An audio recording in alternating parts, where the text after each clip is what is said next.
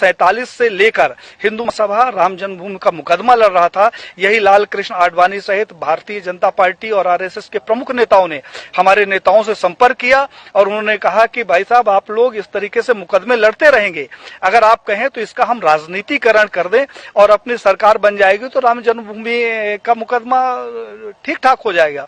और साहब, हम लोग साइलेंट हो गए, अपनी छाती में इनको बैठाकर पूरे भारत में रथ यात्रा निकाली और उस रथ यात्रा से इकट्ठा हुए 1400 करोड़ रुपए ये लोग डकार गए, जिसका आज हिसाब नहीं है। तो 1400 करोड़ रुपया ये खा गए। हिंदुत्व के नाम पर जो भी प्रखर नेता आगे आता है, कहने के लिए थोड़ा सा बुरी बात है लेकिन कहना जरूरी है, अशोक सिंघल जी को मैंने पत्र लिखा। हमने कहा 1400 करोड़ रुपया जो राम जन्मभूमि का इकट्ठा हुआ कहां गया।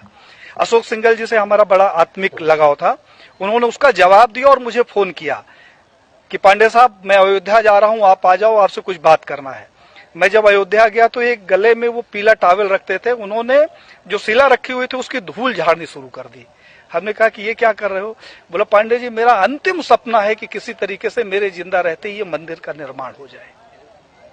साहब, उन्होंने हमारी उनकी काफी गंभीर चर्चा हुई। उन्होंने कहा, पांडे जी, अभी नहीं तो कभी नहीं।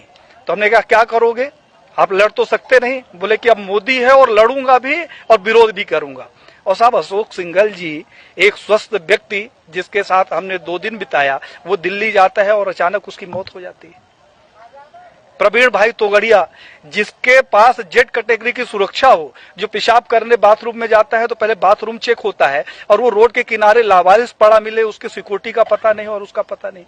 कमलेश तिवारी, जिसकी सिक्योरिटी के लिए 24 गार्ड नियुक्त थे, हमारे पास उसके पत्र हैं साहब, और उस आदमी की हत्या हो जाती है और हत्या का कारण सिर्फ ये होता है कि उसकी सुरक्षा में कमी कर दी जाती है।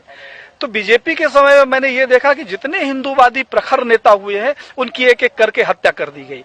अभी 2 तारीख को हमारे पास लखनऊ से फोन आया, हिंडोला थाना कोई पड़ता है, उन्होंने कहा, हिंडोला थाना से बोल रहा हूं पांडे साहब, गृह मंत्रालय